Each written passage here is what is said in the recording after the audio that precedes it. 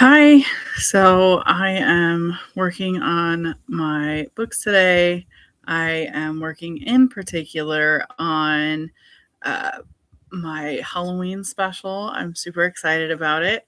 And I thought that I would just go live for a little bit and you can sit with me while I work on it.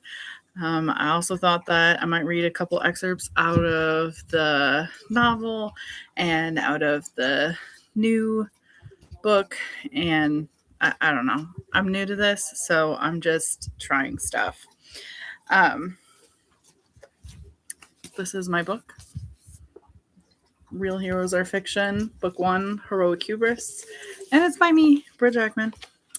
I'm gonna be honest with you. My first chapter is not my favorite chapter out of this book, but I think that's probably true for most people.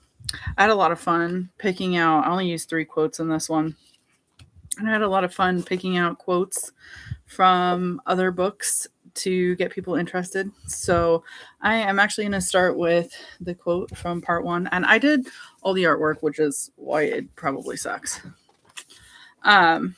So the uh, sorry, the quote for book 1, part 1, is, when was the last time you saw a plus size superhero? Never. The industry discriminates. And that's by Russell Collins from Deadpool 2.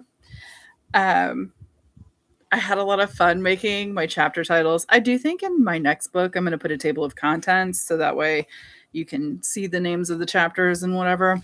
One of my favorite is Styx and the Man of Stone.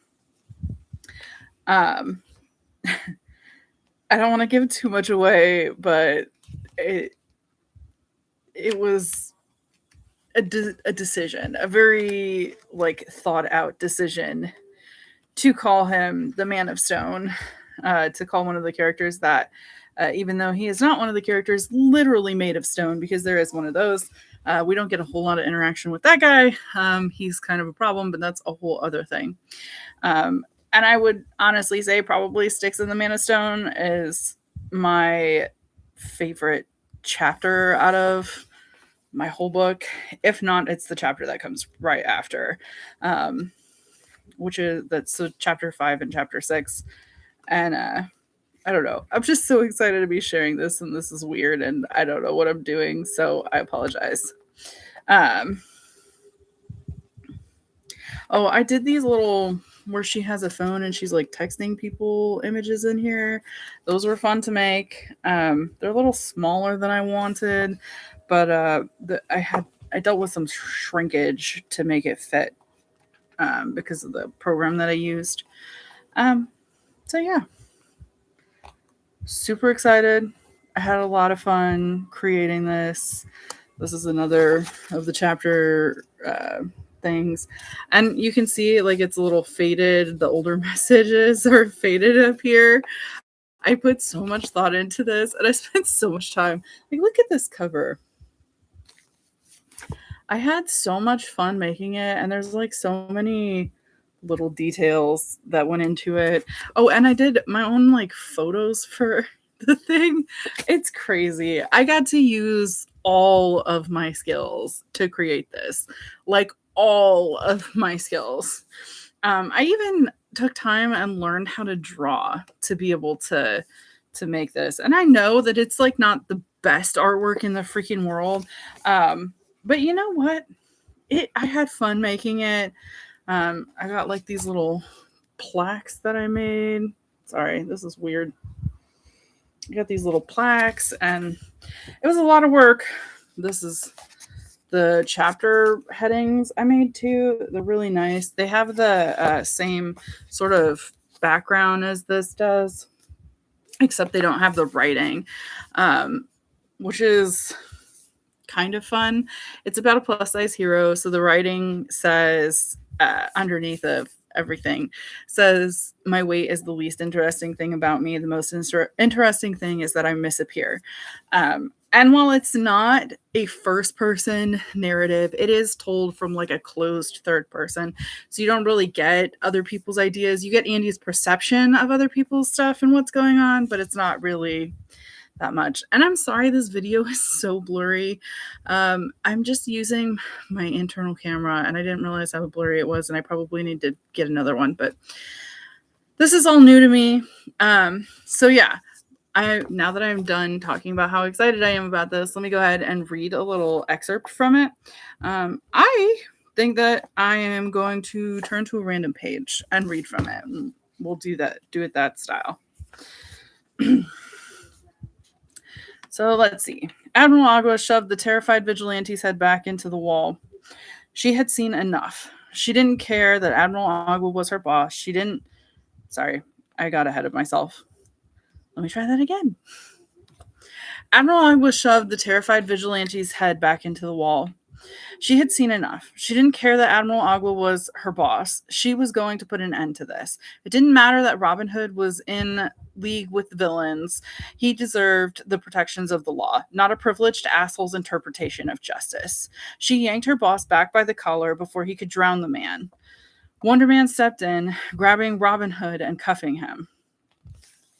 "Take down the wall," she commanded. That was just one paragraph. That's kind of towards the end. We're going to do another one kind of more towards the beginning. And then I think I'm going to do what I personally do before I read a book, which is read the first paragraph and the last paragraph, and then we go from there. For this one, the final chapter is kind of like, hey, this is what happened after all the other stuff, and I'm going to do that. Anyways, so here we go.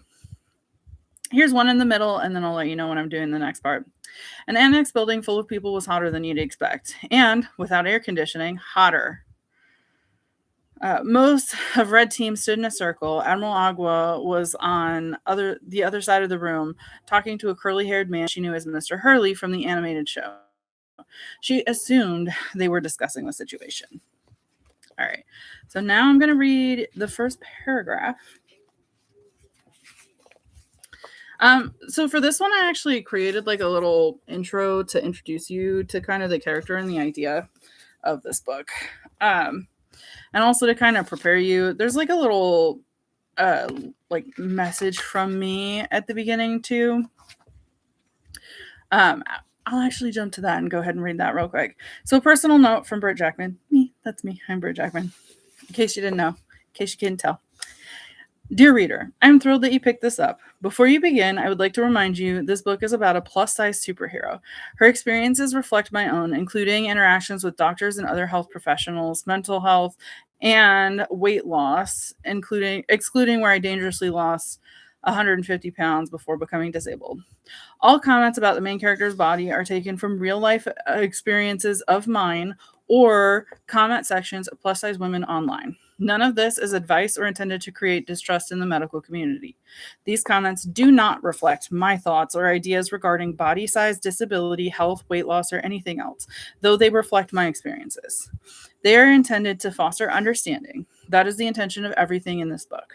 Once again, the main character is a plus-size woman, and I hope you enjoy. Sincerely, me, Britt Jackman. So, chapter 1 is called Andy Anderson, to just kind of introduce you to the main character. I didn't get real creative with it because I didn't want people to be lost and confused or annoyed right on page 1. Well, technically page 3, but that's beside the point.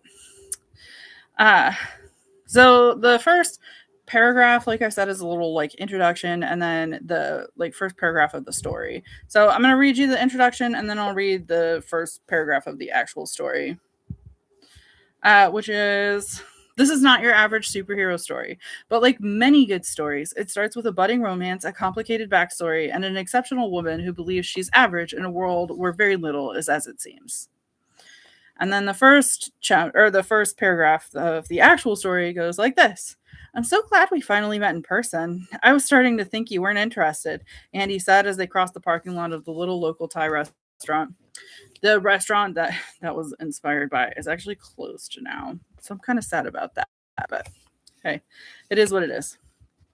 So of the story being told in this and that, like before the final chapter, the last paragraph of the like actual story is Andy took a halting breath, stilling herself as she spoke. I made it out alive, sure, but there are no winners. When the powerful fight, no one wins. Not us, not them, not the people we're supposed to defend. And then the like final uh the final ending is she's breathing, the doctor said, equally surprised and jumping into action as Aaron gagged on the tube in her throat. She's awake. And then that's where it ends. I think that's an exciting spot to end it. And I have written a second story. I've written book 2. I was on the final edit, and some oh my god, some stuff happened, and so I had to take a step back from it. And I do plan to get back to it very, very soon. But for now, I had to take a break. And that means that I am working on something that was inspired by my friend who passed away, her headcanons. She had sent me some headcanons about the story and things she hoped to see before she passed away. And so I wrote a short novelette, novella, whatever you want to call it, in her honor. And it's one of the things that she wanted to happen. It's one of the things she had cannoned or wanted to see. So I'm super excited that I could do that and have her memory live on that way. But I'm working on that. I'm actually on the final edit of that. So excited. So the final edit of that is going on, which means that I have some of it like completed, and then there's a couple little pieces that aren't quite done. And it's actually going to be a 2-in-1 sort of story. But it's primarily a Halloween special, so it's about Halloween. It takes place on Halloween. Super excited about it. So excited. And yeah, I think I'm gonna go ahead and read a little bit out of it. I hope this works if I click away from this. Wait, I have an idea.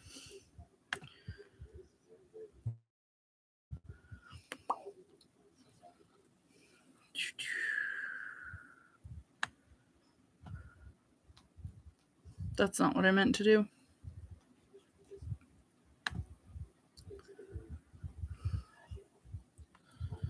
Okay.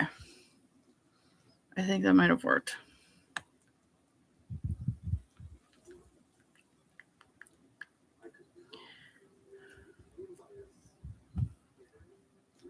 I'm sorry. I was not fully prepared for this.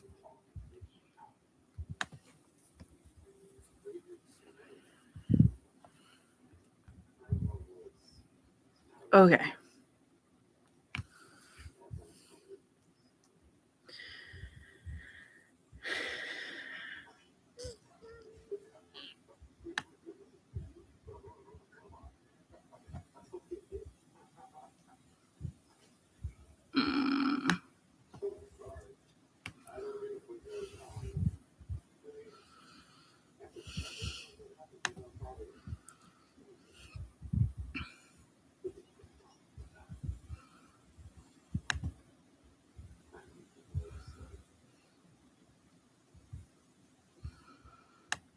Okay, give it a second because it is loading. I think I got too many tabs open right now. Here we go. So, super sorry.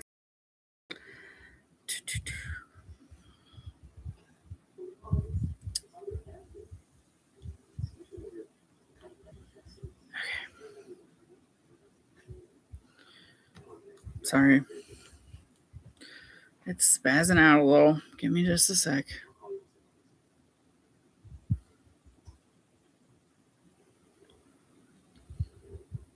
All right, so here's the first paragraph of the Halloween special. Tossing on the Black Witch's hat that complemented her costume, Andy adjusted it so it didn't block her view. While fussing with it, she rushed to the door, excited to greet her first invited guests.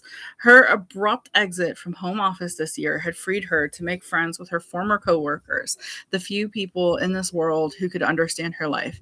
And this was her first party. There was no stopping the joy that welled up in her chest and threatened to suffocate her as she welcomed her guest. So this one takes place between the final chapter of Heroic Hubris and the one before it. So it's kind of jammed in the middle there. The final chapter takes place a year after the last chapter of the story, and the last chapter of the story takes place in I think it's June. Let me look real quick just to confirm, but I'm pretty confident that it's June. Doo-doo.